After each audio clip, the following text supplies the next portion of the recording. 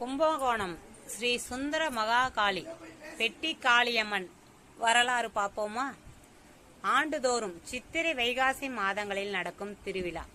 திருவிழா நேரங்களில் மட்டும் காளியை வெளியே எடுக்கிறார்கள்.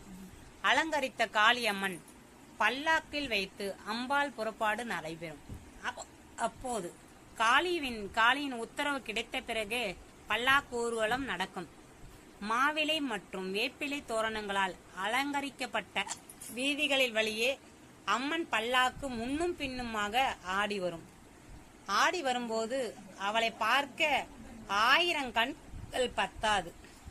அம்பாள் வலப்புறத்து திருக்கரங்களில் சூலம், அரிவாள், உடுக்கை மற்றும் கிளி, இடப்புறத்தில் கரங்களில் கேடாயம், கபாலம் மற்றும் மணி ஏந்தியபடி ஆக்ரோசத்துடன் திகழ்கிறாள். இந்த அஷ்டபுஜ காளி அன்னை என்றும் அபாயம் தீர்க்கக்கூடியவள். ஆதரித்து அரவணைக்கும் அன்னையாகவும் திகழ்கிறாள். அவள் முன்னும் பின்னுமாக பல்லாக்கில் ஆடி வரும் அழகு எத்தனை கண்கள், கோடி கண்கள் இருந்தாலும் பார்க்க அழகு தரும்.